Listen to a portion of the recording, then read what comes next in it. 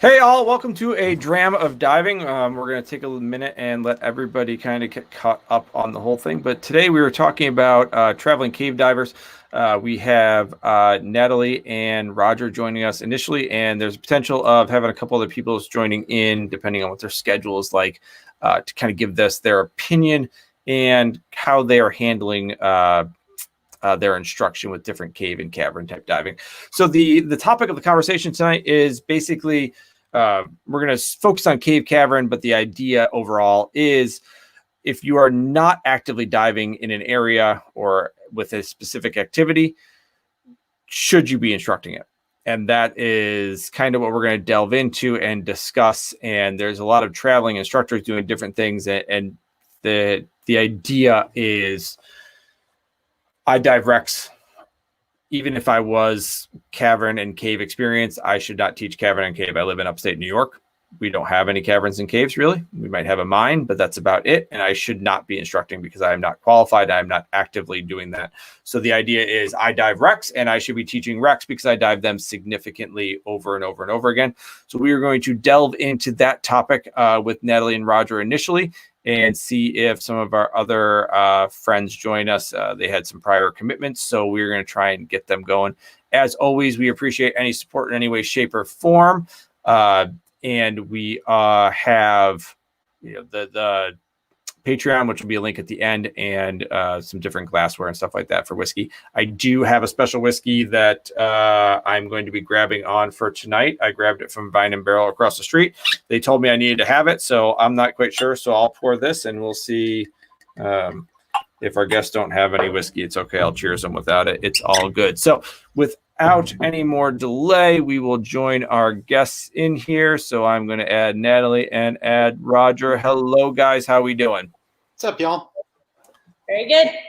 Very nice. So, so cheers. I don't know if you guys have drinks or not, but it's all good if you don't. So cheers. It's okay. You're gonna have to take one for the team, man. I will take one for the team. Time. It's all good. Next time. This time So, drunk is bad. We went through that last time. I think we're good. last time was fun, man. Last time was fun. It was interesting. We're going to delve into that a little bit more, I believe. So, one of the topics, some things that popped up without getting too many details of kind of where this kind of came from is we hear it a lot here. And I had a conversation. I had a Heliotrox student that came to me and said, all right, how much do you really truly dive the Heliotrox? How much do you dive helium? How much are you diving these things? Because I want an instructor that's actually active with this. And a couple of things have been posted on social media recently that have shown light on potential, like it's traveling. And where do you draw the line of, all right, are you really truly diving here a lot? Are you really truly experienced? Or how qualified are you to teach? And are you teaching the first day you show up? And I think Roger, you've got probably a very interesting take on this from the move that we talked about last time you guys were on. And Natalie, I'm sure you guys see it. You guys aren't that far apart from each other. And the experiences you guys have in a bunch of different areas. And I think it's going to give us a very interesting take on this. So let's start out with Natalie. Do you see a lot of traveling instructors that are coming down and teaching cave and cavern in your area? We see some. I would say on any given day, the vast majority of the cave instructors you would see at a dive site would actually be local instructors. But particularly during busy seasons, holidays, and just other time frames, we do find people that aren't living here permanently teaching in the caves here, for sure. It happens. Yeah, and Roger, you guys are very close to each other. But Raj, what are you seeing from your standpoint on all of this traveling instructors? No, much the same. It's the people that I tend to bump into at the dive sites are people who are local. Mm-hmm. Every once in a while, you bump into like some odd person who you may not recognize. At least they have some seeming passing familiarity with the dive sites anyway. So yeah. It's not like people are showing up here completely like, so Where's the entrance, by the way? I've I've seen people doing that. What's that? I have seen people doing that. I mean, I definitely told them where the cave was and gave them as much information as I could, because the other option was they were randomly going to look for it. But yeah, and just start rooting around in the wrong direction. Right. No, it's. I think the story that Jason, you and I talked about, what was it, 2 months ago or whatever, is when I first started coming down here 12, 13 years ago, it was under the supervision of a guide for a couple of years. And then I'd visit the sites that I knew and then hire a guide for a couple of days and learn a couple more sites. And then with that, you learn a little bit more and a little bit more and a little bit more. And then it kind of reaches a point where I'm very happy to now be a guide. I'm very happy to be one of those people who can show people these places, or even just tell people where these places are. It's rare that I've actually encountered people who show up here and on day one are like, so we're in Mexico. Let's learn how to do that together. No, people are usually at least coming down here with some familiarity of the place. What about Florida? Much the same. Yeah. In Florida, the environment is a little bit different. In Florida, I don't want to say that it's a more closed community, but there are kind of fewer dive sites, and it's a little bit more of its own little ecosystem, where when people come down, they're kind of cognizant of the fact they're entering a little ecosystem. Yep. Versus here in Mexico, where this is a vacation dive area. You know, whether it's recreational, whether it's cave, whatever. So I think when people go down to Florida, they really need to look to kind of the Floridians, so to speak. Yep. Whereas here in Mexico, I'm an American, Natalie's an American. There are a lot of Italians around. There are a lot of Spaniards around. There are a lot of Mexicans around. There are a bunch of Germans. There are a bunch of French. It's this very international kind of, it's not a microcosm. It's more of a nexus here. Yeah. So when people visit here, I have no idea where I'm going with that. That works. That's fine. It's more like people are wandering into a room and like, wow, this is freaking great. And most everybody is willing to participate in that. Yeah. And they're definitely two different interesting cultures of that. And, you know, I am a wreck diver at heart, and I wanted to do some cave cavern training and tried to line some stuff up to accentuate and kind of change how I teach maybe some wreck penetration type stuff and how we're handling wreck. And I always looked at that. There were two roadblocks I ran into. One roadblock was my wife said she doesn't want me cave or cavern diving, but there's ways to get around that. And then, you know, flowers and jewelry and things of that nature. And the second one I ran into is as I was picking an instructor and working on things, and I was really close to actually grabbing one for Florida and kind of working it out, because I vet a lot. Like I really watch people and how they interact on social media and what they're doing and what their philosophies are, and have little conversations. And if I'm looking for training, there's a lot that I do with that. So one of the things that popped up is as I was in the middle of that, it was a Florida group, but it was basically like, if you're not planning on being a cave or cavern diver, don't even come here for instruction. And like a bunch of people echoed that. And it was just like it was just I think a momentary like Facebook, like, oh, you people should stay away type of thing. And it was like, I just want to be better. And they quite literally were just like, if you just want to be better at something, don't show up for this. Which was weird, and it was kind of a turnoff. But then talking to those same people, it didn't seem like it was echoed later on of the exact same way. But that microcosm, like you were talking about in Florida, became a little bit of a turnoff, where I started looking for Mexico. And like Natalie and I were talking about, Michelle Vasquez was who kind of took me into caves and caverns, and I took a look at that. And it was just a very different feel between the two areas. So Florida seems to be that microcosm, but we're not getting. I was expecting more of like a traveling type of instructor because it's an easy drive for the U.S. Natalie, do you have much experience in Florida, or did you pick up most? I've been there one time, and it was really amazing, and I loved it. Okay, good. As an excellent answer. I love that answer. I met Roger the first time. He was in Florida. I had a New Year's Eve dinner with them. Nice. Yeah, before they came down here. Was it New Year's? It was New Year's. I thought it was Thanksgiving, wasn't it? No, the Thanksgiving was this year. Oh, okay. I was definitely there on Christmas time. I think it was New Year's. Nice. Yep. Okay. That works. I'm not very good with dates. It's all good. So, Brock, should the distinction be more towards traveling instructors who are occasional cave instructors? And I guess that's where we're eventually going with this whole thing of there are people that adequately travel, and there is no way with 3 children, a wife, and 3 dogs that I Rex every single freaking weekend. Like, it's close, but it's not quite there. And normally there's it's 2 weekends and then kind of like an argumentative weekend. So we'll see what ends up happening there. But that brings up a very good point of, some people are actually capable, like maybe they don't live in Florida, but they drive down there all the freaking time, or they travel all around the world and dive caves and caverns. And I think that brings up a different aspect. What's your guys' takes? We'll go back up to Natalie because she didn't have as much to say about Florida, of people who, like, how much should people be diving on their own or in the caves and caverns before they're really versed with teaching it? So you're talking about level of experience, is that right? Level of experience, continued experience. So not just because you've had experience, should you continue on with that? Right.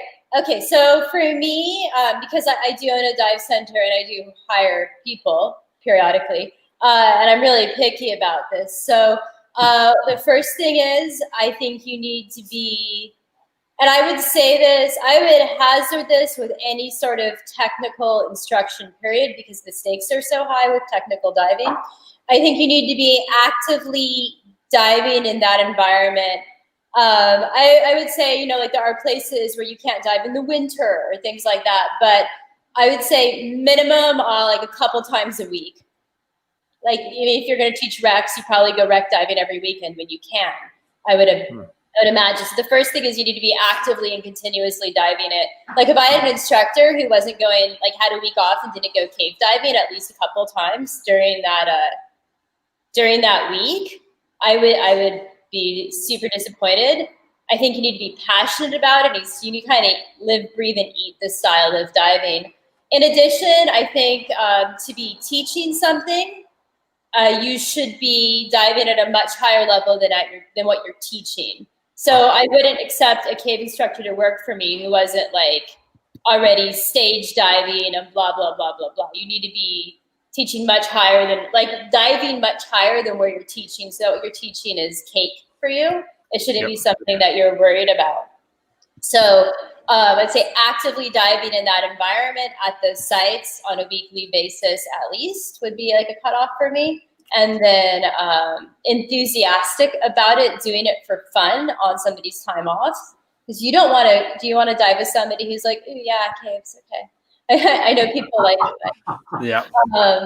And who only do it as a job and they don't go cave diving, like, that's no fun. And then also, as I said, diving at a much higher level than what they're choosing to teach at. Like, I'm a trimix diver, but I don't do it enough that I would even consider teaching it, right? Right. So, like, I dive trimix all the time.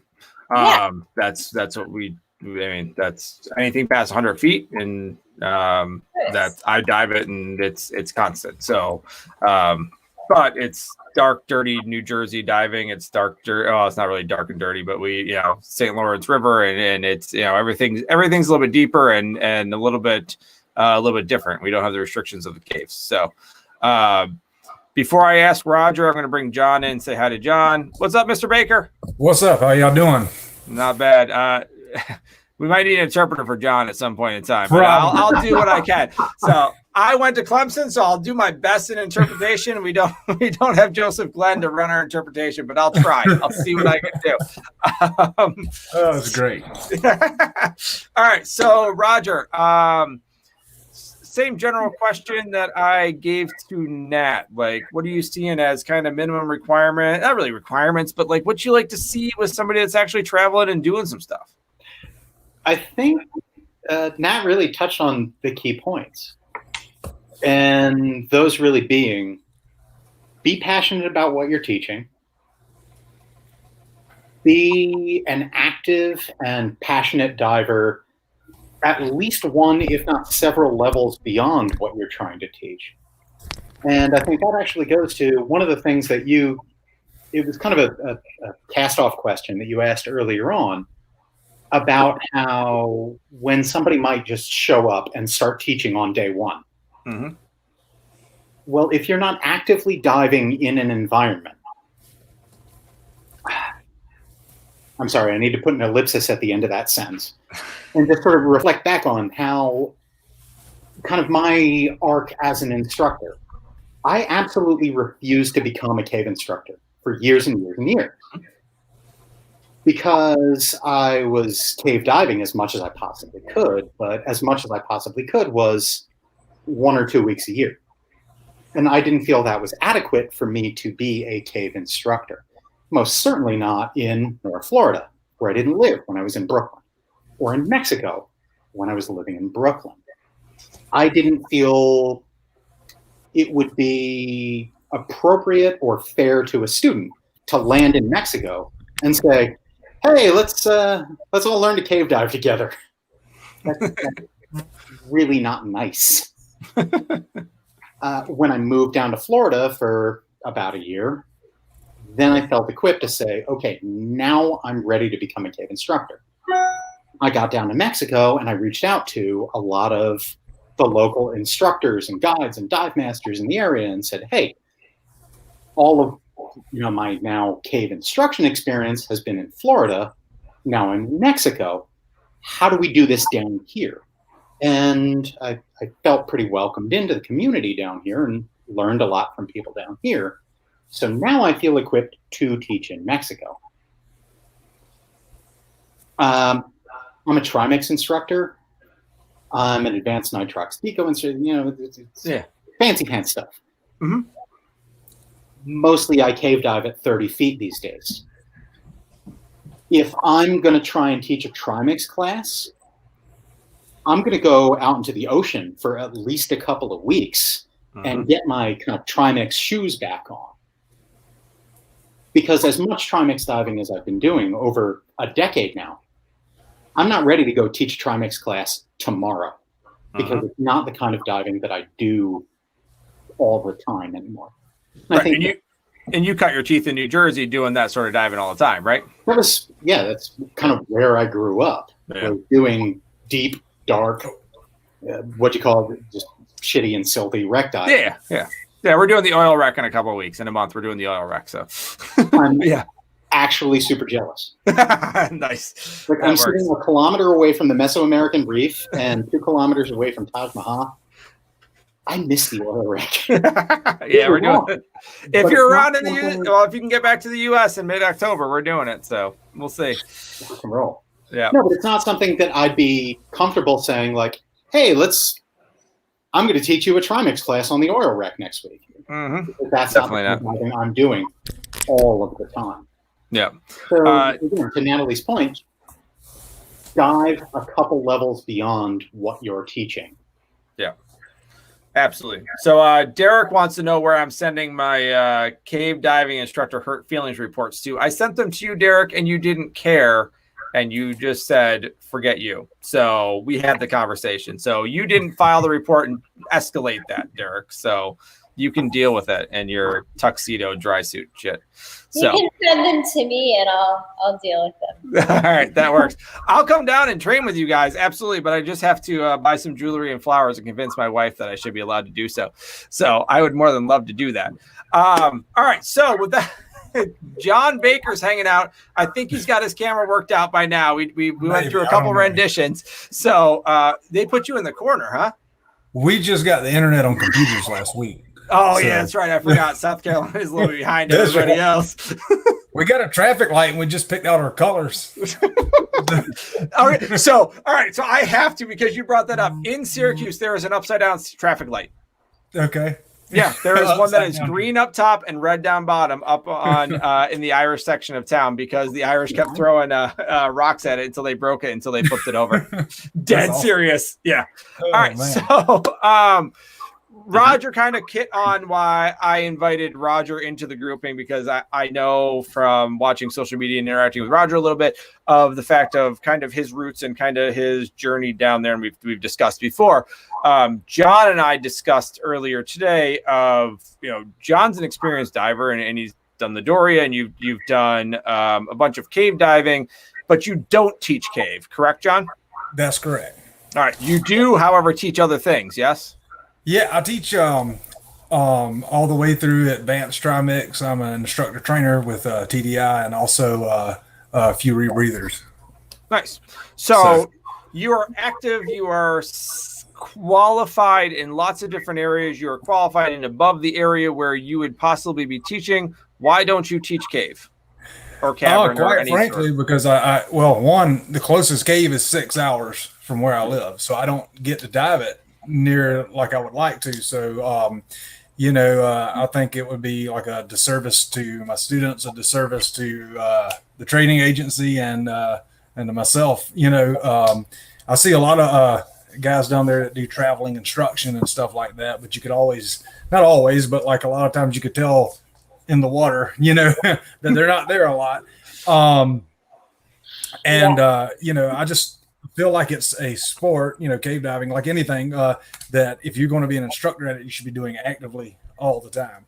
I get to do a lot of wreck diving. I get to do a lot of deep diving. I have a lake that's 2 hours from my house that I'm at every weekend. That's 400 feet deep. I've been diving that lake every weekend I've been diving since I was 12, and that lake's near my house. So, I got to do a lot of cool diving there. And, my cave diving is infrequent. So, I mean, I think a lot of times it may come down to what we as maybe instructor trainers teach our students or, our instructor candidates, hey, try to be an instructor in everything you can. It makes you more marketable. It makes you, get as many specialty ratings as you can. You can make more money this way. And I think we have to be careful of that, because I think it's a slippery slope into making bad instructor or bad students and students that are not capable of the skills. A good friend of mine, I think he did it well when he became a cave instructor. He moved down to cave country in northern Florida and dove for 4 or 5 years and got under mentorship programs and things like that before he ever even taught a first cavern course. And to me, that's an appropriate way to do that, more so than just like, hey, I met my minimums. I've got the minimum required dives. I took the course. I can do the skills, but I think that's a more appropriate, just like Natalie and Roger was talking about, living the life. I think it's more of a lifestyle thing too, especially in the tech diving. This is my opinion. All right.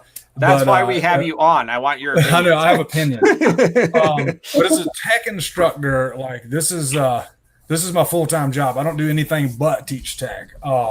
And I think it's, especially at this level, and when you're having students come from all over, you got to be on your A game, and you've got to know what you're doing. And this is, inherently dangerous stuff. So, if I've only getting to dive caves once a month, I'm going to miss stuff. I'm rusty as crap when I get in the water. After I've been out of the water for a week or two, like I feel bad. Like, especially in caves where I only get to do it like once every 3 or 4 months. I feel like a cluster, but yeah, I think we have to change our mindset in training and the way we talk to our instructor candidates and stuff like that about, what's real, is it a reality for you to be teaching caves and only getting to dive caves once a month? I don't think so. So, yeah. That's I do that with a couple different things. I put two of my instructors and they taught rescue, and I watched them and I was like, I've got no based off of what they did with rescue, I've got no right in teaching rescue, because what they produced for a class was out through the roof. Like, yeah, I've got a bunch of medical experience. Yeah, I've got a bunch of experiences in diving, but what they did when they worked together was just through the roof. Like, holy hell, like that's just great. and one of our instructors is a Marine who basically got dropped in a jungle with a piece of paper with some blood on it and got out. And I'm like, you teach nav, like you're fine. I don't need to teach nav. Like you're the guy on that one.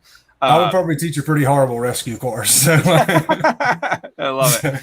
I've actually got a moment a couple of years ago. Nellie had some friends visit from Germany, and they really wanted to do a Discover Scuba. I have taught hundreds of Discover Scubas over the years. It's been like 10 years since the last time I did one. But I thought, like, it's like riding a bike. Should be a piece of cake. Put both of them in the pool. They were great. It was fantastic. We went to Cozumel. We descended. One took off that way. The other took off that way. Oh, right. That happens.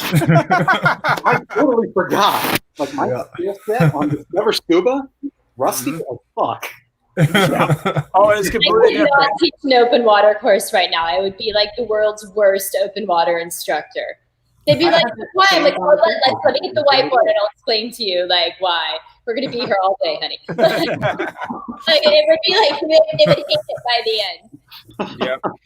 I stay well versed in the open water, but I've been trying to move out of it, but I've got friends that are taking it. So I still play around in that realm, but there's a lot that I hand off because I spend most of my time doing the technical stuff. Derek Ferguson actually and I did our Discover Scuba like practice things together, and we were horrible to each other. So I pretty well practiced in that because of how poorly he treated me and I treated him in that. So it was good. It's a very different skill set is all. It is a very different skill set, completely. So, all right. So I'm going to ask a question. I don't want anybody to get in trouble. So however you want to answer it, you can answer it because I know how the community is. Well, I don't know completely, but I have a general idea. So we're going to go. Yes, I tried to kiss. I've got the picture of me trying to kiss the person in the IE. Yes, that definitely happened. So, all right. So back at it. We're going to go round robin. We'll go Natalie, Roger, John. The Instagram culture, the pictures, we see a lot of people that go to the instructor for well, not a lot of people. I don't want to preface that. I have seen people that go, I want to take a class with so-and-so because of the pictures they take. How has the Instagram culture kind of affected things? And does a good picture make a good instructor? If you're willing to answer those. Natalie, go ahead. A good picture does not necessarily make a good instructor, and half the time we've got the Instagram posts, the pictures people are posting are not, they're not the photographers. So I think you can think of Instagram in two ways. The first time, so I have an Instagram, I do the social media, and I have had multiple students now. And I asked them, why did you decide to do your training with me? Well, they discovered me through Instagram, but they also told me my Instagram was off the hook, and that's why they decided to do training with me. So that was horrifying to me because I was like, oh my God, I don't know if I can teach a course anymore. Right? Because I don't know about your judgment. Yep. But at the end of it, like I did a lot of thinking because I was really upset about this because the person didn't seem stupid, right? The person seemed like a logical, a good human being. And I realized like one thing maybe that you can take away from this is you can maybe get a bit of a vibe about what the person's about, right? So if my Instagram is all about like, well, if you look at my Instagram, you get a concept because it's all really pretty photos and I'm like putting little facts in about like cave formation and shit. And like I have, in my opinion, like a wonder and awe with the environment that will not go away. So if you're gonna do dive with me, you're gonna get somebody who's gonna be like, oh, this is so pretty, look at this, don't you love it? Blah, blah, blah, blah, blah. Oh, let me tell you how this formed. I'm into science, like I'm into like this kind of side of things. Where there are other people who see the Instagram and it's very clear that it's like a machismo person. So they're like, oh yeah, like we went in like 4,000 feet into the cave today and there was like puppet flow and we worked it. It was super, well, that's not, see, and maybe somebody wants that as an instructor, like from their instructor, maybe they're a machismo person and they're into it. That's who they're going to vibe with. But so I went from being like, this is terrible and a horrible reason to like, okay, well, maybe you can learn a little bit about the personality and the style and what the person's looking at if they're doing a good job of expressing that through social media. So maybe that's a bit of a thing. I don't know. Yeah. That person can be I totally mean, false and fake through social media as well, so you can't necessarily get the vibe there. To make you feel a little better, I mean, Derek Ferguson's not an actual instructor, so that Instagram doesn't count. Thank God.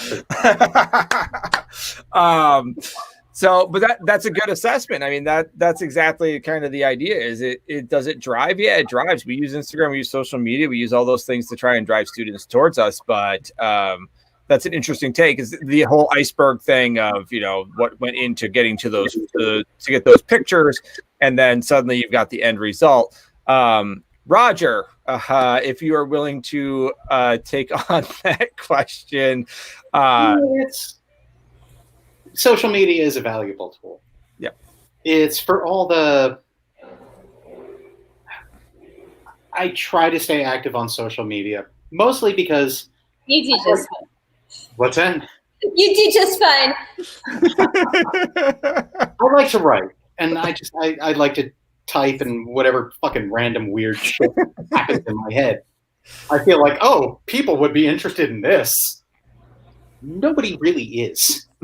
Oh, they are. It pains me. Don't start. But I think in a large part, kind of what Natalie was saying is that at least it exposes you to the sort of person that you might be getting involved with. And that really is valuable. I mean, diving is this really communal experience. It's this really social experience. And you don't want to be stuck in a room with somebody who is probably me most of the time, because I'm just weird and I live in my head and I'm pedantic and I overthink things too much. And we get that from your social media. Exactly. So at least it warns people away. But you're also very clever and charming and interesting, and I love having conversations with you. So I would like come to a course with that because it's interesting. No, like I would have conversations while they're into cave dives. It'd be fun. I love geeking out about the science of things. Yeah. One of the things that you put together over the last, what's it been, 3 or 4 months now, is this sort of Sunday, like, hey, let's all hang out and let's talk, like, let's really geek out about the geology of things. Like, why was the saltwater shallower this week? And that's really exciting. It is. And it gets kind of the sorts of people excited about those sorts of things versus somebody who, as you said, if you're more excited about, like, I'm going to go explore and be hardcore, well, you need, I'm not hardcore. I'm a fucking dork. If you want to come and hang out with me, we're not going to be hardcore. We're going to be geeky. Can we be a hardcore instructor or a hardcore explorer and still be a huge geek? I think that's not I think you've got that locked up. Like, yeah. No, I'm going to be the dorkiest hardcore instructor you've ever met. The format is completely closed to you. No, it's almost a necessary evil, honestly. It's kind of to bring things back into a little bit of focus. I don't like being super active and super vocal. It doesn't come naturally to me. It's weird to me. But it is kind of necessary for me to just be, hey, you guys want to go cave diving? Because cave diving is fucking awesome. So I kind of need to keep putting things out there. Yes. And at least for me, I need to measure that against my, like, I'm also a nihilist jerk. Another reason why I love you. But that's how I feel like a lot of the people that I've been hanging out with, that I've been diving with, kind of identify like, oh, there's a geeky, vegan, nihilist douchebag who gets really excited about geology and hydrology. Got totally tongue twisted on that. Hydrology. Versus somebody who might just get really excited about, like, all I want is super cool pictures. I'm not a photographer. I can't give you that. So at least there's a little bit of value in social media in that, as Natalie was saying before, you can kind of try and identify who is the person you're going to click best with. Right. And that's that happy medium, right? Of is it a photographer that happens to instruct cave, or is it a cave instructor who's doing photography for other things? And I'll digress to John. So John, I'm just gonna keep going there. So John, there's a thing called Instagram. It's on a cell phone. We have smartphones now. Yeah, it's just you'll get it. In 2-3 years probably. Yeah, maybe. Yeah. I'm not sure. It types pretty fast, so you might need to slow it down a little bit. Yeah, there it is. It's on there. Nice. I use the voice to talk, and everybody that works with me says, "Are you 90?" And I'm like, I hate typing. So. I love it. But I have also ADHD, and I forgot what we're talking about. I know. I'm bringing it back. Don't worry about it. And we got a little different. Us on this side of the screen have got a little bit different perspective than everybody else on the other side of the screen. So we're in a weird situation where you can get really well. Some of the wrecks that we tend to go to and see, you get a little spotlight, and then there's a piece of metal, and people are like, all right, like that's great. That's metal there. Like, yeah. And then you see a picture of it later on. You're like, oh, okay, I kind of get that. There are some of the Great Lakes stuff and some of the St. Lawrence stuff. If you got good viz, you can actually see something. But some of those Jersey and North Carolina, South Carolina type wrecks, it's like, all right, I was 1 foot away from this, and it's a piece of metal. But the Instagram type of culture of, are you seeing it, John, in the, let's say, because we kind of brought you in for the counter of you don't teach it because you don't dive it enough. Right. Are you seeing it in, we'll progress towards the rec community of people that are coming and going, I want to dive that wreck because I saw a pretty picture. Can you get me there? I mean, sure. Like, I think we see it in everything, right? Like, with Facebook and Instagram and all that. I still haven't figured out Instagram. But, seriously, you take a picture and you post it. You take a picture and you post it. You post it. But then you have all these tags and all these keywords. Anyway, I'm trying to learn, but fortunately, I have some help. But I just read a whole tutorial on Instagram stories recently. I've been watching. There you go. I'm like, how do you do this? Why are you doing this? Why does everyone get the value? So I literally read spent an hour and a half researching why you should do Instagram stories. Oh man. So yeah, I've been trying to learn it and stuff like that. And it does help because for me, I use it because I have a business and I need to advertise my business, and it's a good way to advertise it. And I get a lot of I think I just left again. My screen just you're good. Out. You're there. We got you. Okay. So so we share photos and things like that. And obviously, I need money to be able to pay my mortgage and gas and buy other cool scuba stuff and feed my kids and stuff like that. So, I look at it as a great tool for advertising and a great tool for, recruiting, new students and stuff. I think sometimes it can be where, people see like, hey, he went on this wreck and you went on this wreck. Hey, I want to go. And I'm like, hey, there's a path to get there. And sometimes, you have to slow people down. I think social media is what you make it, just like anything.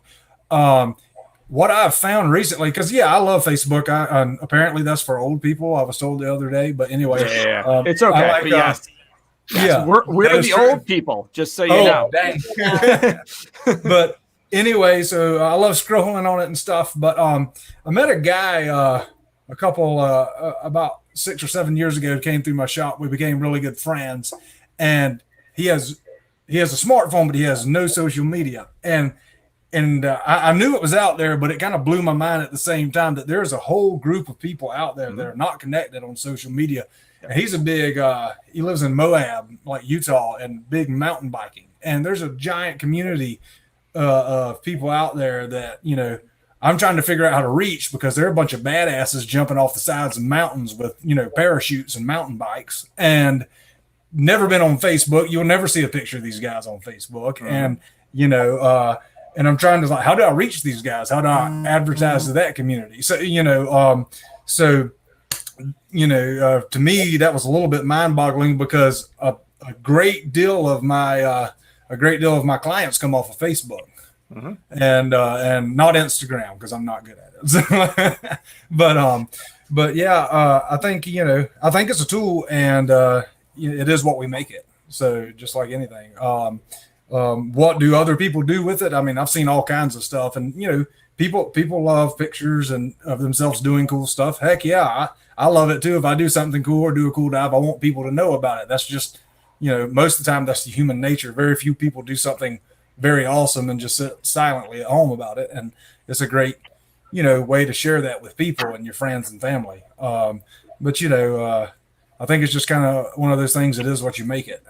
It can be used for good or bad, or however you want to do it. So I think we just have to be careful. I think, like I said, a lot of times people see, you know, divers who are very experienced, you know, posting these dives. Hey, I did, you know, 24 hours in a cave in Deco and stuff like that. Hey, you think I could do that in the next couple of weeks? And I get those, believe it or not, you know, every week people coming in. Hey, I see what y'all do.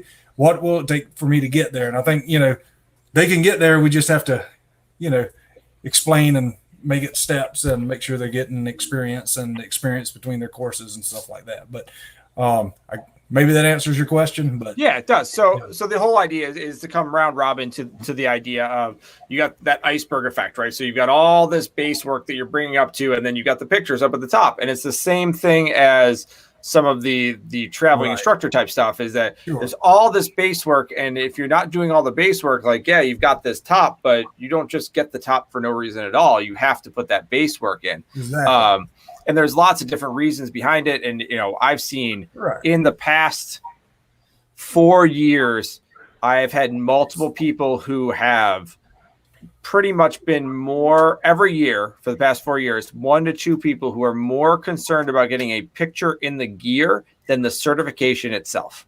We don't sell scuba classes. We sell Facebook photos. Exactly. Like ice, dry suit, and a couple other things. We take a chainsaw and we cut through the ice and we throw divers in it just in case. I don't know if you got ice down there or not, but sometimes.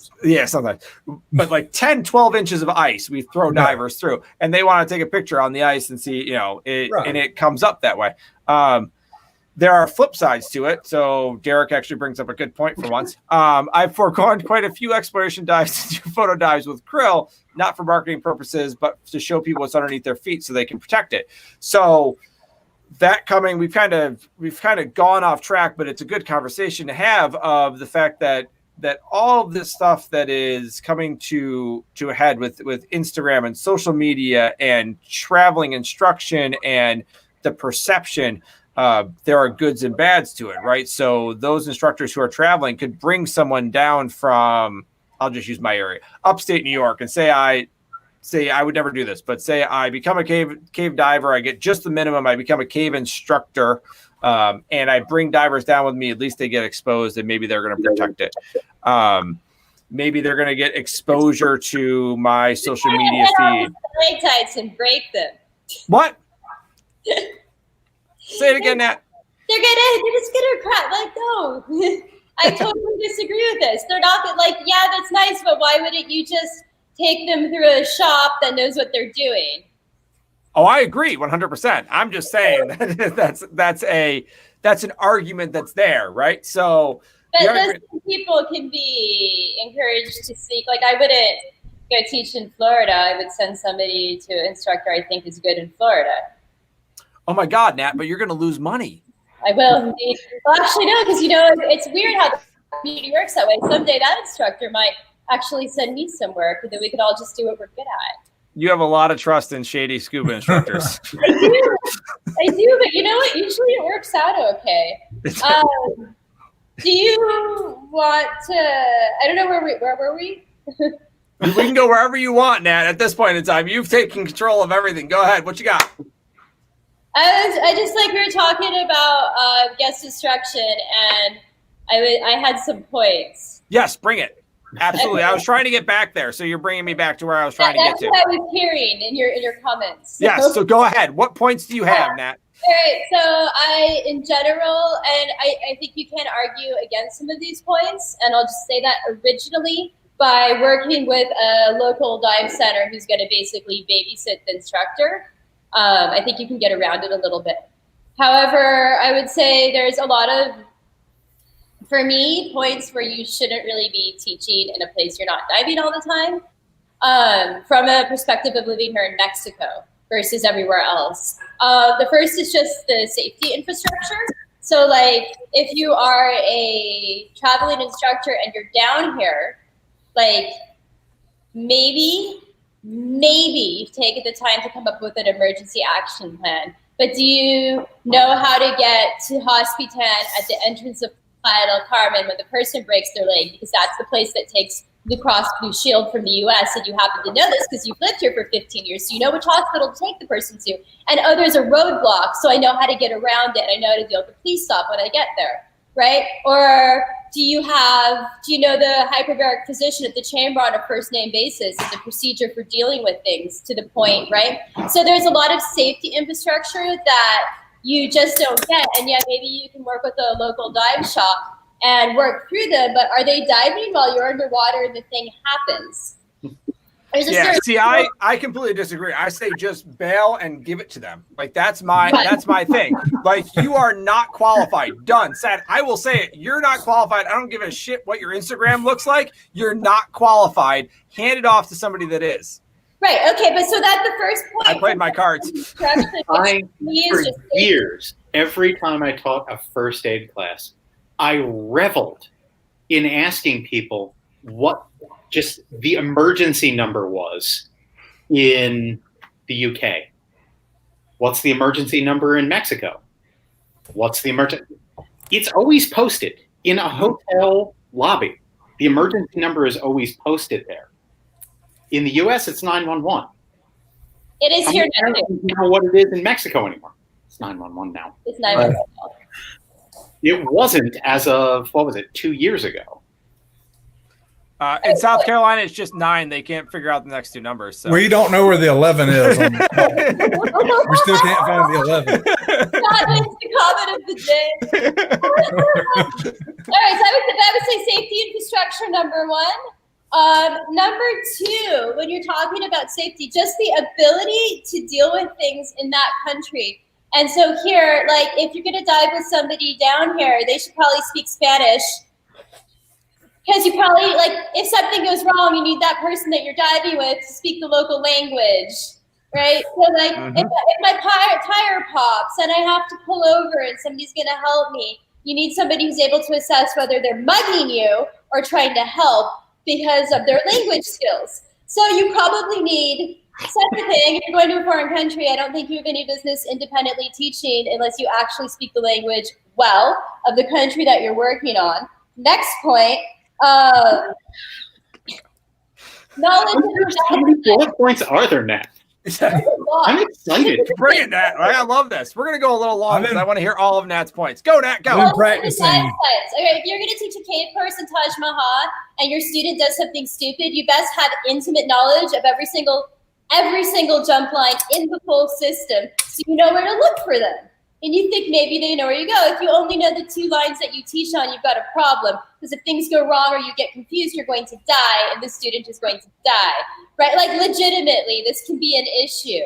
So you would need, if you are a guest student instructing somewhere, like the knowledge that I have or Roger has of Taj Mahal, which means you need to have dived that place hundreds of times before you should be teaching there. Like my instructors need to hand draw me like a stick map from memory before I would let them teach somewhere of all the sidelines that they're not going to be teaching on, because something you could end up there. You better recognize where you are. And I think a visiting instructor in a cave situation is never going to attain that level of knowledge that we have if we're diving the place in the training site every day.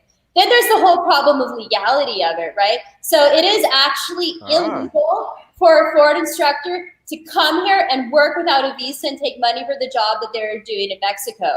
So there are ways around this, of course. Like I could have a guest instructor working for me. You could pay me and I could pay the guest instructor. Now I'm the illegal person. Somebody's doing something illegal, right? When they're doing this. And so first of all, that's like, I mean, now all these people in the US, like the illegal immigrants in Mexico, and then they come down here and teach cave diving. Well, it's just Mexico. So now they're the illegal immigrant, illegally working and stealing our jobs. Where was this 30 minutes ago? We just stirred this up. And then people can come down here, and then there's that whole thing, right? So now they're not paying taxes. A normal tax bill for my shop, because I do everything on the books 100%, I don't like high cash or anything like that, is usually between $5,000 and $6,000 a month. It's 35% of my income goes to taxes between sales tax and income tax, right? Because I'm in a higher tax bracket because I have a lot of money coming in. So that enables first thing, people to undercut local prices and drive local shops out of business. But B, now they're doing something illegal. And so if you have a problem with people doing that in the US, for example, well, where does my taxes go to? I'm not necessarily happy about where my taxes go in Mexico, but some of it goes to the nice roads we have and things here, right? And so now I'm paying back to the country I've chosen to adopt and live in, which is fair. It's fair. You don't get to float it and make a bunch of money under the table in cash and then leave, taking advantage of everything that our country has put together in a developing country that needs that money and then just walk off. That's messed up. That's really rude. And anybody who does that, you should seriously reevaluate their morals and their ethics before you choose them as a cave instructor. And then we have just all the local training protocols and things, right? So do you know what a training cave is? We're going to republish the training caves because it's a huge issue. You have people coming in from Europe that don't know that you shouldn't do lost line drills in Nahach and trash this beautiful cave because there's specific caves and specific lines where we do these things, right? And so now we've got all these foreign instructors coming in and doing things because they just don't know and don't bother to find out. And now they're destroying, 100,000-year-old caves. And so there's a conservation. One of the things that I've been really excited about recently is the Creator Line Committee. Yeah, we're doing it. There has been a very specific, there's a vote active right now about where do we conduct certain drills.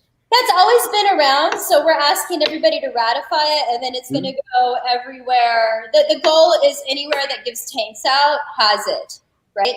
So like Puzel, if you can rent tanks for Puzel, they have it, blah, blah, blah, blah, blah. So you can see where you can be doing this. And then as a local committee, we're going to be real naive at first and just talk nicely to the people and hope they stop. But then you could just go back to the tank rental place and tell them what's going on, and they'll stop giving you tanks. The problem is solved. It's as simple as that. But then we can keep going, right? There's the issues of trespass. There are people that come down here and find an exploration cave and hunt it down and don't have permission to be there. And now it's trespass. So that's a personal issue for somebody being there because there are, council laws? So if you're illegally on somebody's land, even if it's not posted, they can shoot you and kill you and they're within their rights. And they're in South Carolina too. Real fucking weird about their ranches, let me tell you. So it's a danger thing for somebody to be coming down here and just trying to find a site that's remote based on a GPS point. They don't know that. And there are instructors that come down and do this. And then there's the other side of it where it's dangerous for an individual person, which is unfortunately we have cartels. And so I do personally know people who have stumbled upon things like airstrips in the middle of the forest where if somebody sees you seeing that, they're going to kill you. Literally, you will have disappeared. There are ranches where there are people running cocaine through, and you do not want to accidentally step onto that because your life is over and nobody will know.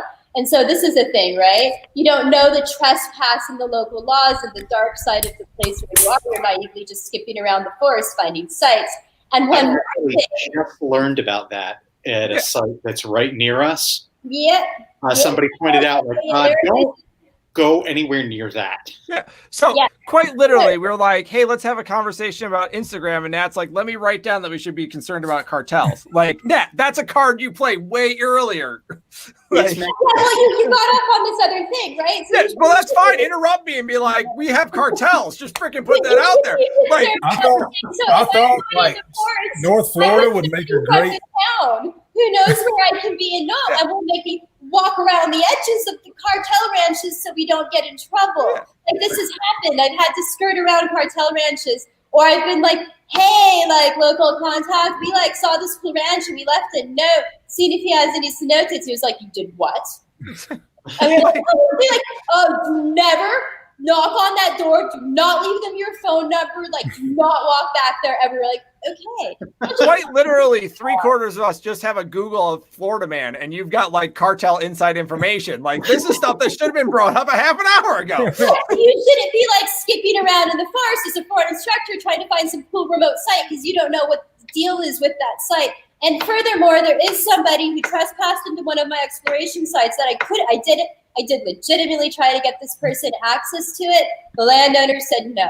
He doesn't want anybody except us, right? Because he knows us and that's it. It's not open to the public.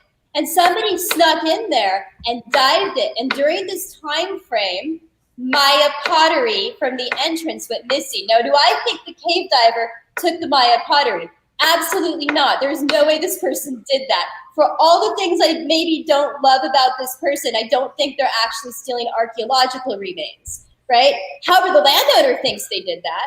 They're blaming the cave divers. I'm sure it was just some local dudes who wandered in and like stole the things to sell to gringo archaeologists. But that's not what the landowner thinks. They're blaming the foreigners now. So the site's closed and they've notified the archaeological organization that this person stole stuff. They have no proof that it's going to happen. But that's a problem, right? So you have to be aware of sort of local protocols as far as trespass and landowner rights, and you have to respect them because you might actually get shot or you might end up in legal problems. There's an interesting point between landowner relations. Jason, you were asking earlier about the differences between Mexico and Florida. In Florida, the vast majority of the cave sites are owned by the state. There are a little smattering that aren't. There are a couple that are privately held. Here in Mexico, they're almost all privately owned. And or worse, community owned. So the relationships between the cave diving community and those landowners can be unique between dive instructor and landowner, between different diving instructors.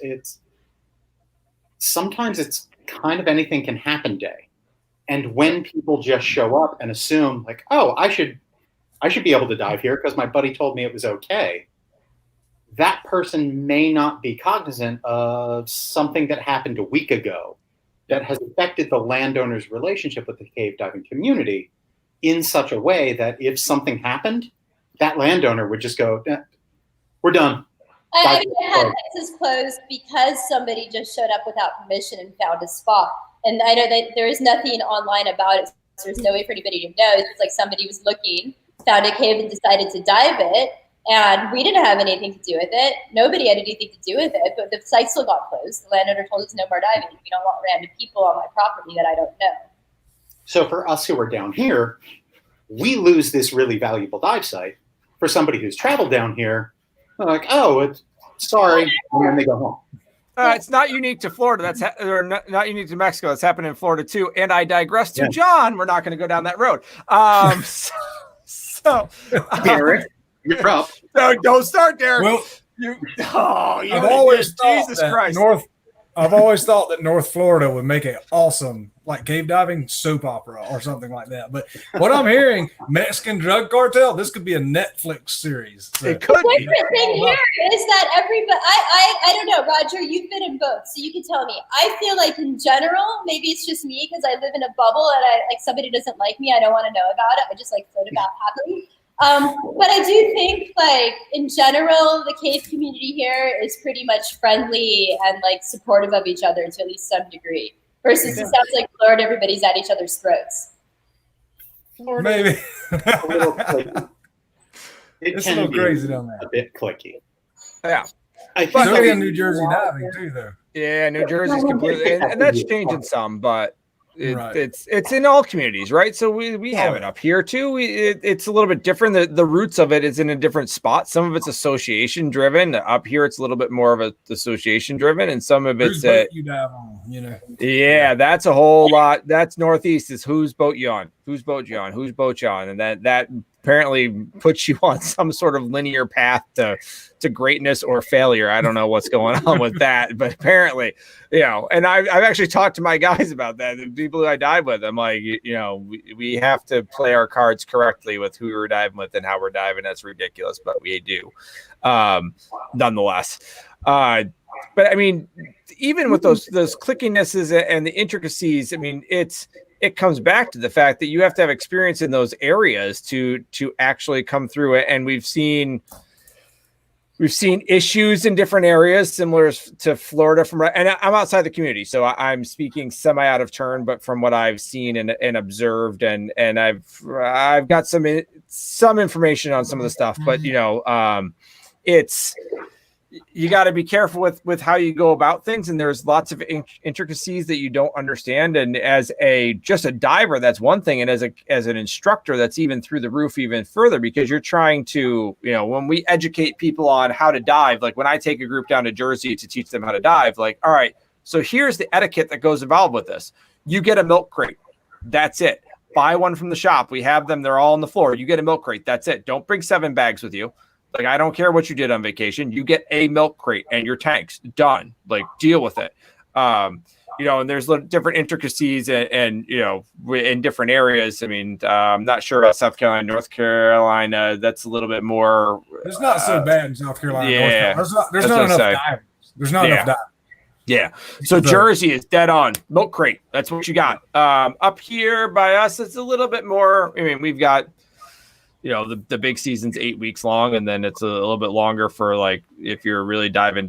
So it's a little bit different, but there's all those intricacies. But like Natalie and Roger were saying, for those Florida areas, if you don't know as an instructor, then you don't know as an instructor. And if you're traveling and getting that, just coming down and it's your first couple of days down there and you're like, oh, I know how this whole thing goes. Like, I think Roger, you said it, is you don't know what just happened. You don't know. Maybe something has changed. Maybe one of the caves is closed now because someone was there that wasn't and talked back. So those sorts of things kind of happen. Natalie, it appears as though you've made a longer list. And I see you jotting. We don't have a ton of time. We can come back. Why don't we grab like 1 or 2 maybe big points you'd like to make from your list? I think we covered most of the big points. So we're just crossing them out and checking them off now. I would just say the final thing would be like the entitlement attitude you see of cave divers coming down here sometimes. So like they are like coming into the cave and they're so awesome and they're gonna give you like 200 pesos to let them dive on your land, and like I get to come here and I get to dive here and this is like my right. So like you have no right to dive anywhere in Mexico. It's all within the landowner's like pleasure if you can dive there or not. And this you're not supporting the whole family with your 200 pesos that they get once or twice a week in remote dive sites. So they're actually accepting a huge amount of liability for very little money and the risk of you dying in their cave. So the only possible way you should treat these people is with reverence. These people own this site and you can go dive in the most magical places on the planet as long as you're polite and share that love of their place with them, right? But if they tell you to be out by 4, you should be out by 4. If they tell you, you know what, we're closed on Sunday, you don't get to make a fuss about it and complain. You say, oh, okay, well, can I come Monday? Or like, oh, I'll hit you up next time. Thank you so much. So there is a little bit of an entitlement attitude I see with people coming down, or both instructors and just local like divers who are just coming to visit. They get like super upset at the landowners and things, or like break the rules of the landowner with their ass. Like they want you to like park in the weirdest space possible that makes no logical. Just don't complain. Just do what they ask. You get to keep diving and don't like. Because each cave diver, whether it's a local diver or a foreign diver, or an instructor or a visiting instructor is very much a representative of the cave community as a whole. We're all just cave divers. If one person misbehaves, we lose sight. Well, that's all diving. Like we run into that with shore sites up here, and it's we're guests in a lot of different areas. But I always talk about the fact that we're gray area. Are we swimmers? No. Are we boats? No. We're in this weird gray area that no one ever talks about. So if we're shore diving, they could make up. Well, you're swimming, you can't be here, or you can. You're whatever.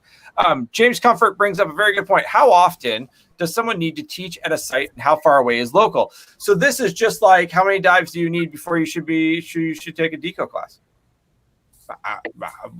Okay, like 10. I've seen people that have got 150 to 200 dives. I've seen instructors that are deco instructors that shouldn't even be diving deco. The same general idea. How far away? Like if somebody is coming, Jesus Christ. I knew that the comments would get crazy. I'm going to leave that down there. There is no answer, James. Like that's the idea. I'll make it. Here it comes. We don't have to answer questions from James. I would say you need to have dived it immediately before you're teaching there. So, like, let's say somebody wants to come teach at where I live, which is Taj Mahal Cenote. I would say if you dove it last year, even if you know it really well and you haven't dived it this year, you should definitely dive it a few times before you start teaching there, because lines and things do change. Yep. So you need to be updated. Like, absolutely, you should have dived the lines you're going to teach before you take your students there, because things do change. And then the other thing would be, I would just say like what my students say, like what I tell to like my guides, like take a blank piece of paper, draw me a pretty quick stick map with key features and all the jump lines you're going to pass and where they go. Can you do that off the top of your head with approximate swim times? Then you know the cave. Right? Like, then you know where you are. Like, you just like, here you go, take the paper, do it. You can do it, fine. You know your basic sometimes use points, a couple key features in the cave that are references, and you've dived it recently enough to know if the lines have been changed since last year. I would say that would be a reasonable familiarity. In all fairness, John and I could do that with Rex in New Jersey, and we just and North Carolina, South Carolina, we just take a piece of paper and just black it all out, and then that's it. That's what we've got, and then you just put it right here, and you're good. Yeah, and then and somebody who's so intimately familiar with the environment might try to actually draw a boat. Yeah. Oh yeah. If they try to draw a boat, no, there's no boat. There's just this blackness and kind of like metal and maybe. So if they draw you an actual boat, you know they don't know what they're talking about. Touche. Fair enough. I'll give you that. Oh, too funny. So that is a fairly good answer. I'll give you that answer. Like that is absolutely, but there is no hard and fast. Like you have to dive 5 times and then you don't have to, it's 100 miles. There's nothing, but you should be well versed in those things. Like I have trimix dives coming up on the Jodrey at the end of, when the hell am I doing that? I don't know, September, October. I need to get out there. And because I've been diving, but you coming up? I'm doing the Jodrey a couple times, so I got to make sure I get out there and refresh on that wreck, because I have dove on it, I have taught on it, but I need to. Exact same thing is I've been diving the other wreck, so I should probably jump on that wreck and do that a little bit before I go ahead and start. I should definitely, I am definitely going to jump on that wreck and get a little bit of time on that wreck before I actually go ahead and teach on it and get the depth on that, because it's a little, and you just swim out blindly into a channel. Right? Like the references, the wrecks can change a little bit. Things can like degrade a bit. Like, yeah. So it's nice to know what the current situation of the site you're familiar with is. I've got a good pornography reference. Excellent.